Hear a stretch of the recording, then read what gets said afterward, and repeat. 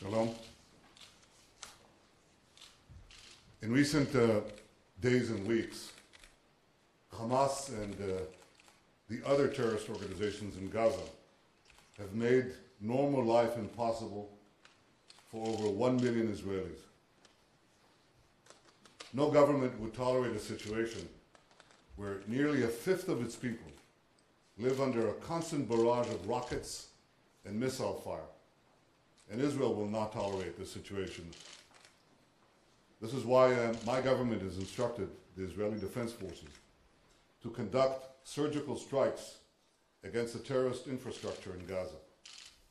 And this is why Israel will continue to take whatever action is necessary to defend our people. I want to remind you that 7 years ago, Israel withdrew from every square inch of Gaza. Now, Hamas that took over the areas we vacated, what did it do? Rather than build a better future for the residents of Gaza, the Hamas leadership, backed by Iran, turned Gaza into a terrorist stronghold. They fired thousands of rockets at our cities, at our towns, at our civilians, at our children. They've smuggled thousands of rockets and missiles into Gaza. And they deliberately place these rockets and missiles in civilian areas, in homes, in schools, near hospitals. This year alone, they fired over 1,000 rockets and missiles at Israel, including close to 200 rockets in the last 24 hours. I'm stressing this because it's important to understand one simple point. There is no moral symmetry. There is no moral equivalence between Israel and the terrorist organizations in Gaza. The terrorists are committing a double war crime.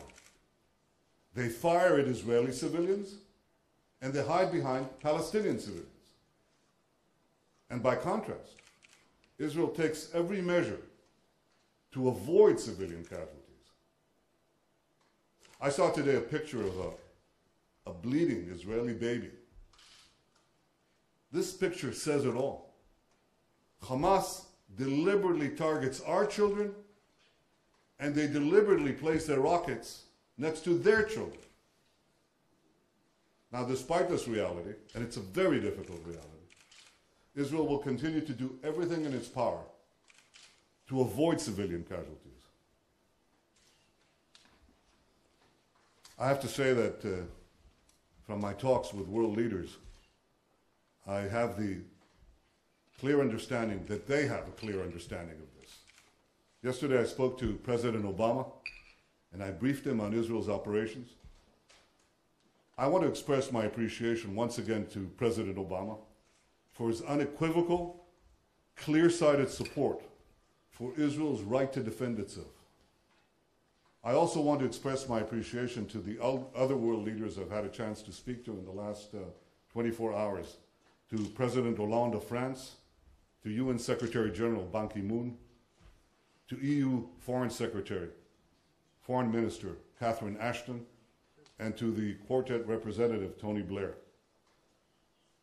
I want to thank them for their understanding of Israel's need to defend itself and Israel's right to defend itself. In the past 24 hours, Israel has made it clear that it will not tolerate rocket and missile attacks on its civilians. I hope that Hamas and the other terror organizations in Gaza got the message. If not, Israel is prepared to take whatever action is necessary to defend our people.